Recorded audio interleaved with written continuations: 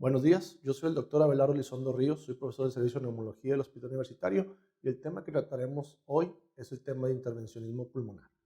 Cuando nosotros hablamos de intervencionismo pulmonar es aquella serie de procedimientos que nosotros como neumólogos utilizamos para poder establecer diagnósticos de patologías pleuropulmonares en nuestros pacientes. Y si hablamos un poquito de la historia de esto, podríamos decir que los primeros procedimientos que se hicieron fueron a finales de 1800, donde se utilizaban algunos aparatos que eran arcaicos, que ahorita son conocidos como broncoscopios rígidos, unas piezas metálicas tubulares que servían como tubos, que entraban en la vía aérea y posteriormente podrían evaluarla por medio de unos espejos y unos sistemas de luces muy rudimentarios, sobre todo para extraer cuerpos extraños y para extraer tumores de la tráquea. Así es como empezó el área del intervencionismo pulmonar y fue hasta el advenimiento de los nuevos aparatos, de los nuevos aditamentos, como el broncoscopio flexible, que cambió diametralmente la forma de estudiar los pacientes pleuropulmonares. Actualmente, el área de intervención pulmonar es un área de alta especialidad en neumología, donde nosotros como neumólogos recibimos un entrenamiento formal terminando nuestra especialidad para poder realizar procedimientos pulmonares. Si nosotros habláramos de qué procedimientos como neumólogos utilizamos, hablamos en orden de frecuencia, podríamos decirles que la broncoscopía flexible es la que más comúnmente utilizamos. Hacemos también toracocentesis y biopsia de pleura, punciones y biopsias transtorácicas con aguja fina, pleurodesis química. En los últimos años se le ha dado mucho auge también a la ultrasonografía pulmonar y pleural, broncoscopía rígida, colocación de prótesis traqueobronquiales, cirugía endobronquial láser, ultrasonido endoscópico, el famoso EBUS, y la traqueostomía percutánea. Vamos a hablar un poquito de cada una de ellas, de las más importantes, de las que nosotros habitualmente utilizamos y cuándo y en qué momento los utilizamos frecuentemente. Vamos a iniciar con broncoscopía flexible, que como les mencionaba hace un minuto, por mucho es el procedimiento que nosotros como neumólogos más utilizamos en el abordaje de nuestro paciente. Y podríamos hablar un poquito de la historia. El broncoscopio flexible se diseña a finales de 1970. El doctor Aikida, un médico japonés, lo desarrolló y básicamente se desarrolla en el principio de que es un aparato que puede ser flexible, que se puede acodar, se puede mover, se puede flexionar y tiene un sistema de lentes, un sistema de iluminación y un canal que se le llama canal de trabajo en el cual nosotros podemos introducir pinzas para hacer biopsias, podemos también colocar agujas para tomar algunas biopsias, podemos hacer lavados con solución fisiológica, los llamados lavados bronquiolo-alveolares. Entonces podemos hacer una serie de procedimientos que ahorita los vamos a ver más detalladamente.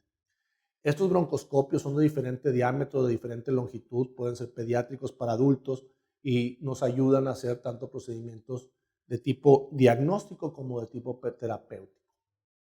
Aquí en esta diapositiva quiero enseñarles cómo se desarrolló el primer broncoscopio, que era un broncoscopio donde únicamente el intervencionista, el broncoscopista en este caso, era el único que veía el procedimiento.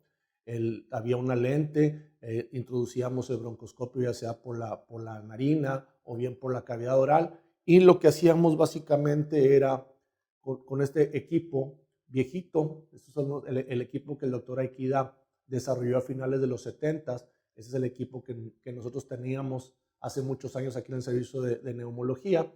Y en este básicamente lo que vemos en la parte distal es el aditamento que se conectaba a la fuente de luz para poder iluminar el aparato y poder hacer el procedimiento. Vemos ahí algunas pinzas, un equipo que se llama canal de trabajo, que es un orificio que tiene el aparato donde podemos introducir las pinzas, hacer lavados, etcétera, etcétera. Posteriormente, ya a finales de los 80, principios de los 90, el sistema de videobroncoscopía, ya la broncoscopía en sistema de video nos ayudó bastante porque ya por medio de pantallas mucho mayores podríamos evaluar en forma más directa la vía aérea y ustedes como estudiantes podían entrar a los procedimientos con nosotros y podían evaluar lo que estaba haciendo el neumólogo en cada uno de nuestros pacientes. ¿Qué es lo que hacemos en la broncoscopía? Básicamente evaluar desde la faringe, laringe, espacio subglótico, tráquea, carina, bronquios principales, bronquios lobares, bronquios segmentarios, subsegmentarios. Dependiendo del diámetro del broncoscopio, llegaremos a un sitio más alejado de la vía aérea y nos permite evaluar cualquier anormalidad, patología, lesión, inflamación que podríamos encontrar en la misma. Entonces, esta es una imagen representativa de lo que hacíamos, por donde penetra el broncoscopio, que puede ser por una de las fosas nasales o bien por la cavidad oral, llegar a la rinofaringe, faringe, laringe, posteriormente tráquea, carina, bronquios principales, etcétera, etcétera. Hablando ya propiamente de la broncoscopía flexible, nosotros la dividimos en dos grandes grupos, la broncoscopía diagnóstica y la broncoscopía terapéutica. ¿En qué paciente está indicado hacer una broncoscopía? Todo aquel paciente que nosotros veamos una tele de tórax anormal y no tengamos el diagnóstico certero de cuál es el origen de esa anormalidad radiológica, es indicativo de hacer una broncoscopía. El paciente que tiene algún nódulo o varios nódulos, masas pulmonares o infiltrados, que no sabemos la etiología, que tienen colapso pulmonar, etcétera, etcétera, eso es una indicación para hacer una broncoscopía. Pacientes que tienen hemoptisis también es una indicación de hacer broncoscopía. ¿Por qué? Porque un paciente que tiene hemoptisis corre el riesgo de que desarrolle una hemoptisis masiva y pueda fallecer. Entonces es importante detectar el sitio de sangrado, en qué sitio específicamente está, para ver si por medio de la broncoscopía podemos cohibir ese sangrado y explicarle al cirujano de qué sitio está sangrando por si acaso el caso se vuelve quirúrgico y hay que meterlo a operar. Pacientes con tos crónica, aquella tos que dura más de 6 semanas y no se le quita la tos al paciente, ya descartamos las patologías más comunes de tos crónica como sinusitis, descarga retronasal, EPOC, asma bronquial, enfermedad por reflujo gastroesofágico, es indicativo de hacer una broncoscopía. Pacientes con estridor o sibilancias que no sabemos el diagnóstico, también es sumamente importante tomar en cuenta la broncoscopía como una herramienta. Pacientes con disfonía, alteración de las cuerdas vocales, podemos encontrar lesiones en las mismas, lesiones en el espacio subglótico que pudieran explicar estos cambios en la voz.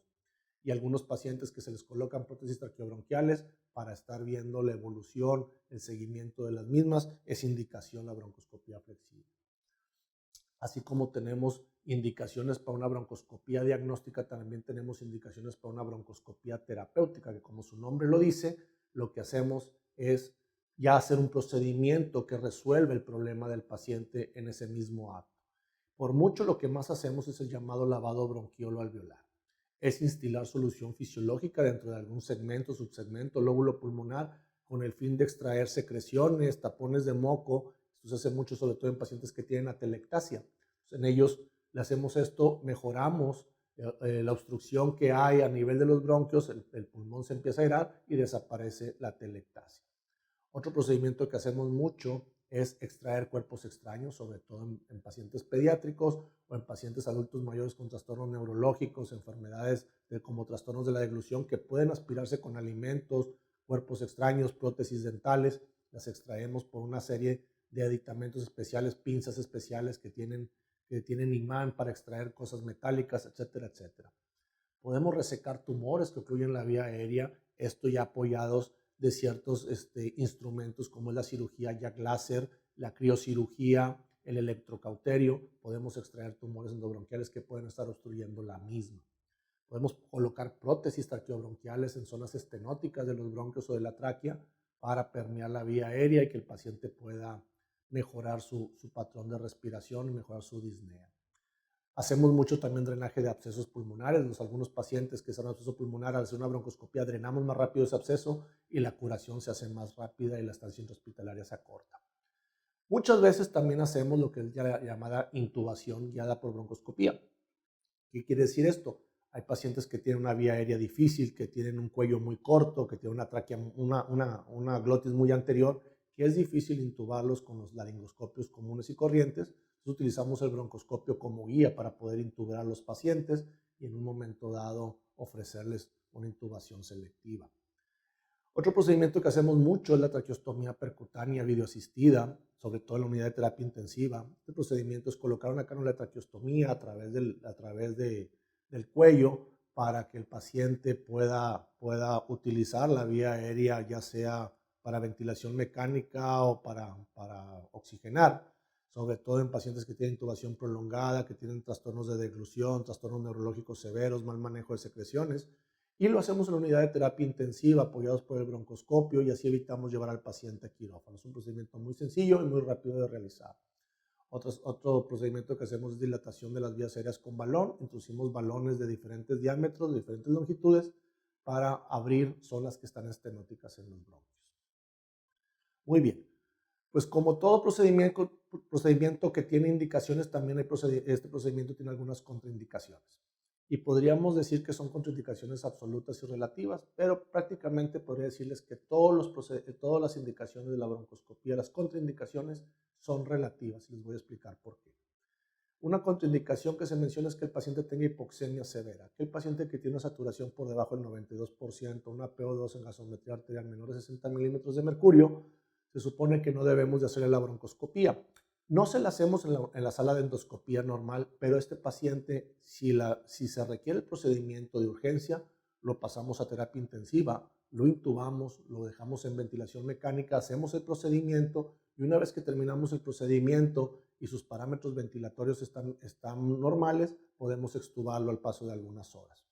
Lo mismo ocurre en trastornos de coagulación. Si el paciente tiene plaquetopenia, tiene tiempos prolongados, corregimos los tiempos, corregimos la trombocitopenia y posteriormente le hacemos el procedimiento. Lo mismo ocurre con las arritmias, sobre todo arritmias supraventriculares o ventriculares que pueden poner en riesgo la vida del paciente. En ellos lo que hacemos es tratar la arritmia, ya que lo estabilizamos, le hacemos la broncoscopia. Se menciona que pacientes que tuvieron un infarto agudo del miocardio hace menos de 6 semanas es una contraindicación, pero si el paciente está bien medicado y lo tenemos bien oxigenado, la posibilidad de que el procedimiento sea exitoso es muy alta.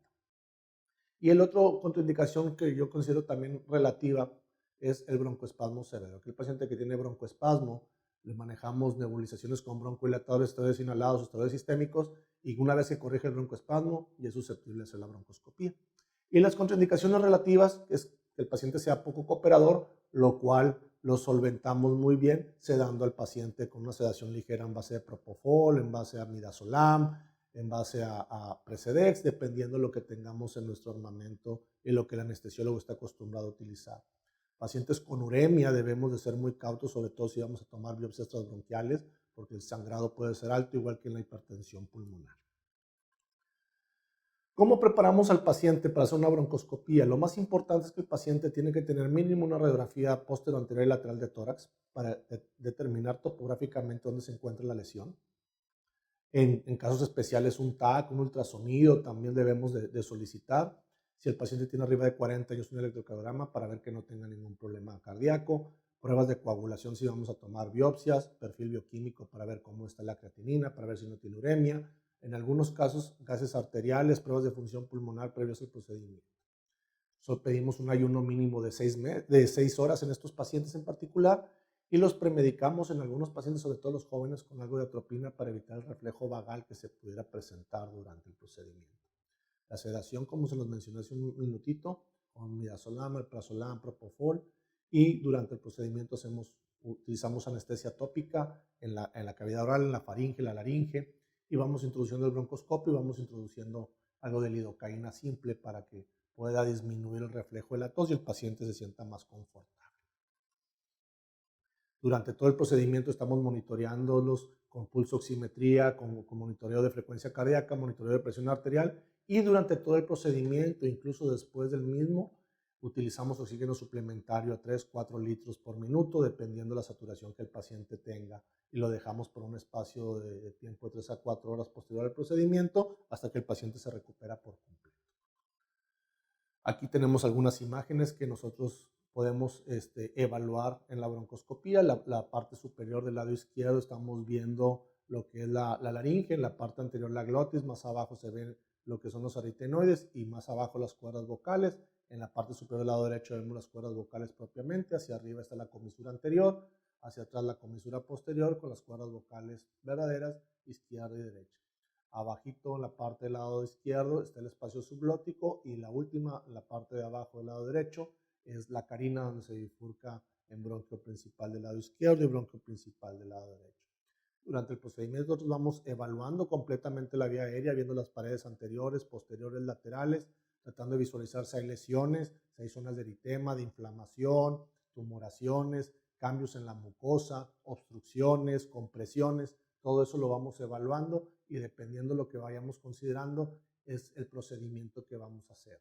A veces hacemos procedimientos, como mencionaba, diagnósticos, a veces hacemos diagnósticos y terapéuticos o terapéuticos predominantemente. Muy bien.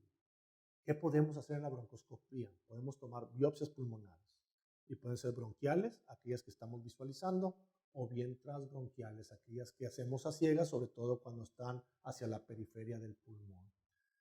Otro procedimiento que es muy común hacer es el lavado bronquiolo alveolar, que es acuñar el broncoscopio en un segmento, subsegmento que tenga alguna lesión, sobre todo infecciosa, cuando sospechamos neumonías o algún tipo de infecciones. Acuñamos el broncoscopio, hacemos lavados con solución fisiológica, obtenemos muestra y la mandamos al laboratorio de bacteriología para que le hagan análisis bacteriológico, análisis micológico, microbiológico contra tuberculosis, contra todo tipo de hongos, de bacterias, de virus, y eso nos puede establecer un diagnóstico infeccioso correcto. Otra cosa que podemos hacer es un cepillado, un cepillo especial que se introduce a través del broncoscopio, y lesiones que vamos en la mucosa podemos cepillarlos, fijarlos en laminillas para que el patólogo lo vea, haga tinciones especiales y defina si son lesiones neoplásicas, si son lesiones inflamatorias, infecciosas, etcétera, etcétera. Les mencioné hace un minuto que podíamos también extraer cuerpos extraños, podemos con pinzas, aditamentos especiales, algunos tipos de canastas, de redes, podemos introducirlo a través del broncoscopio y extraer cuerpos extraños. Colocar prótesis traqueobronquiales, hacer punciones con agujas transtraquiales, se llaman aguja de Wang, es una aguja especial donde podemos tomar biopsias de ganglios mediastinales para estadiaje de cáncer de pulmón. Les mencionaba también la colocación de las prótesis traqueobronquiales, cirugía láser, sobre todo cuando hay tumores endobronquiales que tengamos que resecar, dilatación de vías aéreas con balón y algunas veces con unas sustancias llamadas pegamentos especiales o naturales, cierre de fístulas broncopleurales. Como todo procedimiento, este tiene sus complicaciones. Las complicaciones más comunes es hipoxemia durante el procedimiento. Por tener introducido un aparato extraño en la vía aérea, pues tiende a bajar la oxigenación, puede haber hipoxemia durante el procedimiento. Por eso mencionaba que es importante que el paciente tenga oxígeno durante todo el procedimiento y posterior al mismo. Puede haber hemoptisis, sobre todo si tomamos biopsias en áreas muy vascularizadas, broncoespasmo, depresión respiratoria, sobre todo si el paciente tiene algún problema neurológico o la sedación fue bastante fuerte. Neumotórax, sobre todo cuando tomamos biopsias transbronquiales y están muy periféricas, podemos provocar que se perfore el pulmón y hacer un neumotórax. Cuando utilizamos lidocaína en dosis muy elevada puede haber un fenómeno de tipo psicosis en los pacientes que se agitan demasiado, tenemos que tener mucho cuidado en ese sentido. Y algunos quedan con algo de dolor torácico en el procedimiento porque tosen un poco y quedan un poquito molestos. Todo esto se evita haciendo muy cautos en el procedimiento y se revierten si hacemos las cosas correctamente. Muy bien. El segundo procedimiento que más utilizamos nosotros como neumólogos es la toracocentesis. ¿Cómo definimos la toracocentesis? Eso es la obtención de líquido pleural, ya sea con fines diagnósticos o terapéuticos, realizando una punción transtorácica dirigida hacia la misma. ¿Qué es lo que hacemos básicamente? Dividir el procedimiento en dos grandes grupos, toracocentesis diagnóstica y toracocentesis terapéutica. La toracocentesis diagnóstica, como su nombre lo dice, implica obtener pequeñas muestras de líquido pleural, entre 150 y 150 mililitros, y básicamente lo que solicitamos es un estudio citoquímico para medir pH, glucosa, proteínas, DHL, colesterol y la celularidad de la misma, para ver si hay predominio de polimorfonucleares, de linfocitos, de monocitos. Y esto nos va a establecer si el líquido pleural es un exudado, es un trasudado, y si es un exudado y es de características infecciosas, qué tipo de células predominan, para que nosotros sepamos más o menos el diagnóstico presuntivo. Aparte del estudio citológico, mandamos el estudio bacteriológico, donde mandamos tinciones contra bacterias, tinción de Gram, tinción de Ziel-Nielsen para micobacterias, tinción de plata y KOH para hongos. Mandamos también estudio citológico a patología para que nos digan si hay células malignas, células inflamatorias y qué predominio de células inflamatorias hay. Y también tenemos la toracocentesis terapéutica. Como su nombre lo dice, aquí lo que vamos a hacer es extraer mayores cantidades de líquido, hasta 1000, 1500 mililitros, con el fin de disminuir los síntomas que el derrame pleural puede producir en el paciente. Básicamente disnea, dolor torácico y tos. Y esto está indicado en derrames que son masivos o submasivos, mayores del 50% del hemitórax, con el fin de disminuir estos síntomas. La mayor utilidad de este tipo de toracocentesis terapéutica lo hacemos en pacientes que tienen derrames pleurales malignos, ya sea primarios tipo mesotelioma, metastásicos como cáncer de pulmón, cáncer de mama, linfoma, etc. Esa es una pequeña imagen donde mostramos cómo se hace una toracocentesis. Se hace básicamente una punción en el espacio intercostal, generalmente por debajo del ángulo de la escápula. siguiendo el borde superior de la costilla inferior para evitar dañar el paquete vasculonervioso que se encuentra en el borde inferior de la costilla superior. Y vamos introduciendo algo de gilocaína, vamos aspirando hasta llegar a la cavidad pleural. Cuando tenemos líquido en la cavidad pleural ya sabemos a qué profundidad está y lo que hacemos básicamente es ir extrayendo poco a poco esta cantidad de líquido. ¿Qué indicaciones tenemos? ¿A qué paciente le vamos a indicar una toracocentesis? Se lo vamos a indicar a aquel paciente que tiene derrame pleural y no sabemos la etiología de la misma. Sabemos que las etiologías pueden ser sistémicas, pueden ser infecciosas o inflamatorias e incluso neoplásicas. Las causas más comunes de enfermedad sistémica que produce derrame pleural es insuficiencia cardíaca congestiva, nefropatía, hepatopatía, hipoalbuminemia severa, nefropatía perdedora de proteínas, etcétera, etcétera.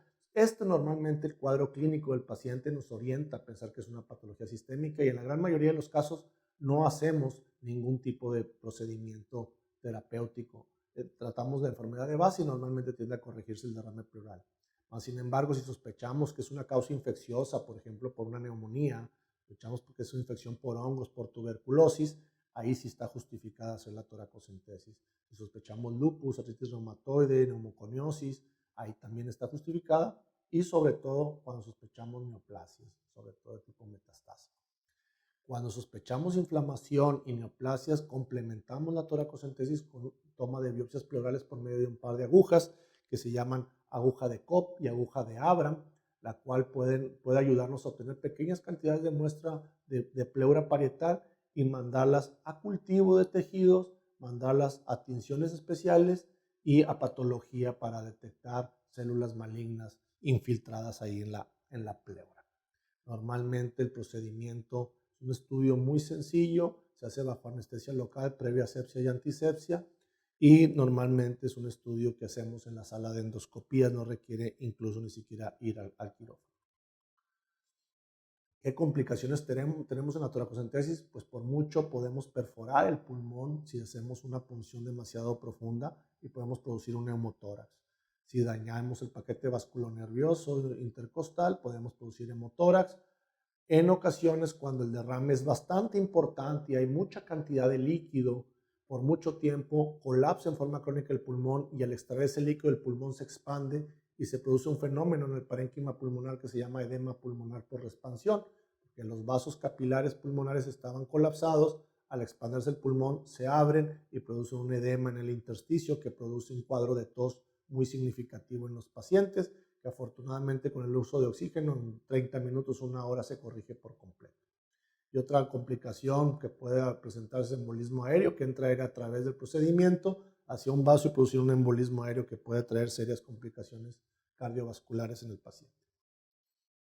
Otro procedimiento que hacíamos mucho es la punción transtorácica con aguja fina, que era sobre todo en aquellos pacientes que tenían lesiones muy periféricas donde el broncoscopio no llegaba a la pinza transbronquial y estaba muy pegada a la pared de tórax. Llevábamos al paciente a una sala de fluoroscopía y hacíamos punciones guiadas por el fluoroscopio a través de la pared torácica para llegar al sitio donde se veían esas lesiones, esas masas pulmonares, y obteníamos muestra con una aguja aspirando y lo mandábamos a muestras en laminillas para bacteriología y para patología.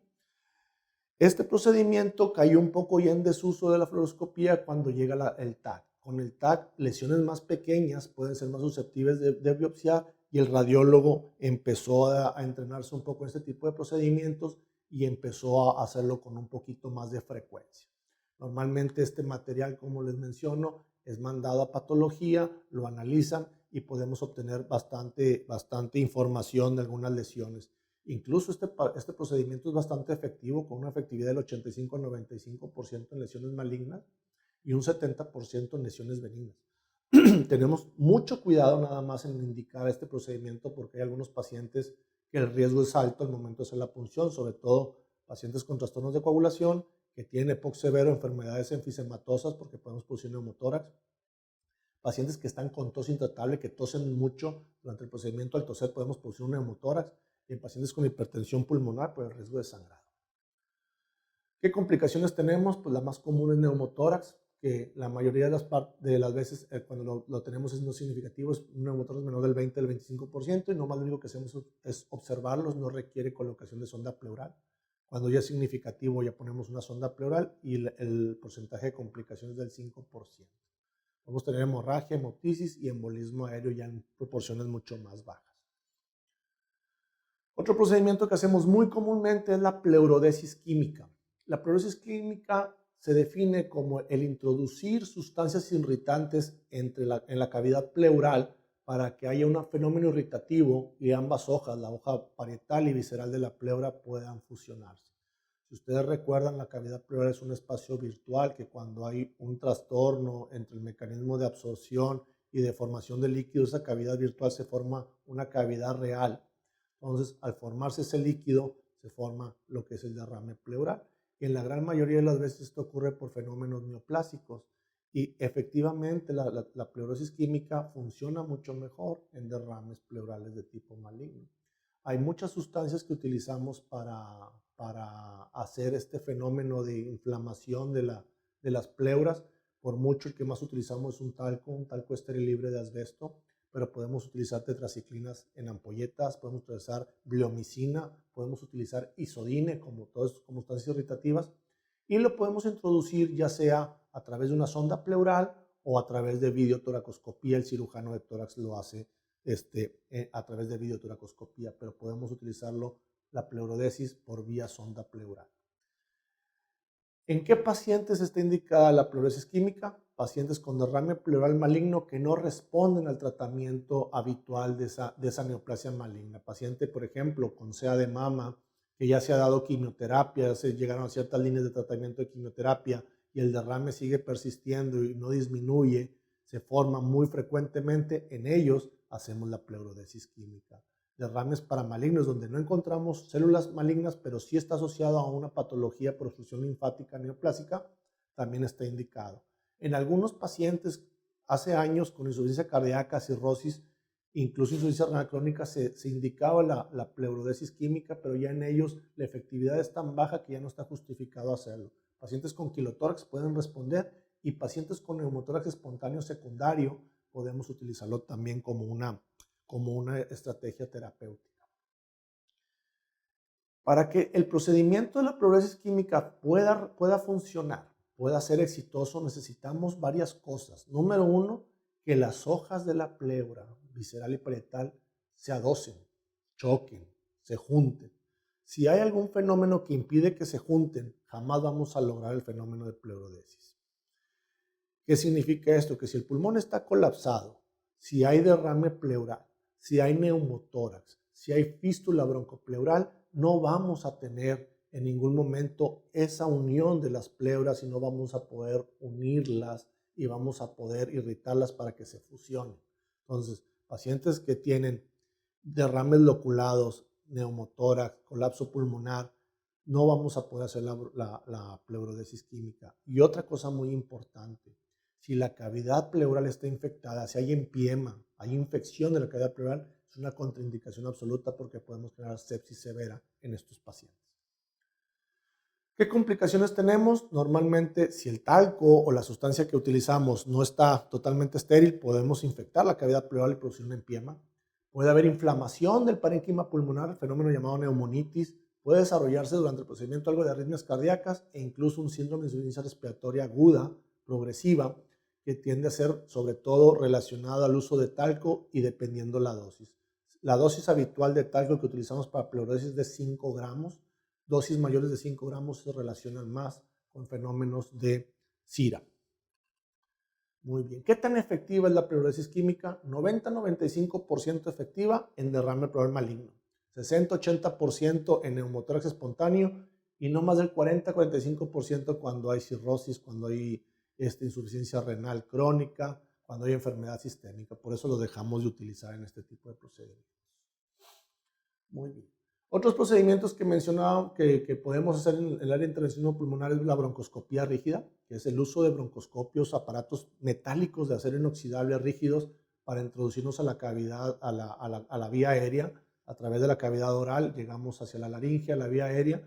La diferencia entre la broncoscopía flexible y la rígida es que la rígida nos ayuda más porque nos da más campo de acción, pero el problema es que necesitamos hacerlo con el paciente en quirófano, sedado y relajado. Necesitamos un equipo especial.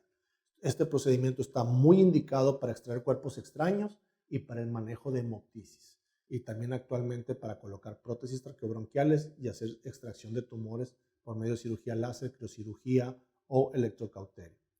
Otro procedimiento que está tomando mucho auge y lo van a ver ustedes en la clase de enfermedad pleural es el ultrasonido pleural y pulmonar, donde nos permite detectar lesiones a nivel de la pleura de tipo derrame, infiltraciones de la pleura neoplásicas, engrosamientos de la misma y lesiones pulmonares que nos hacen sospechar neumonías, tumores. Eso está tomando bastante auge el ultrasonido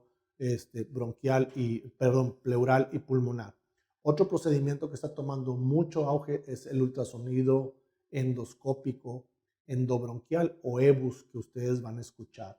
Este EBUS está indicado actualmente para el estadiaje del cáncer de pulmón y para diagnóstico de lesiones mediastinales, ya que podemos hacer biopsias a través de la tráquea, cruzando la tráquea hacia los ganglios del mediastino y poder obtener muestras de ahí y poder establecer diagnósticos y estadiajes de cáncer de pulmón. Y ya mencionamos lo que es la intubación guiada por broncoscopía y la colocación de cánulas de traqueostomía en forma percutánea. Son los procedimientos que habitualmente utilizamos. Como ustedes se darán cuenta, el campo de acción del neumólogo es muy amplio, por mucho la broncoscopía y la toracocentesis es la que más van a ver aquí nuestros pacientes, pero hay ciertos procedimientos que están totalmente justificados, que podemos llevar a cabo, que podemos realizar y que es importante que ustedes los conozcan y que sepan las indicaciones y contraindicaciones. Este es el tema de intervencionismo pulmonar. Espero que les haya resultado adecuado y les sirva para sus cursos de neumología. Muchas gracias y buen día.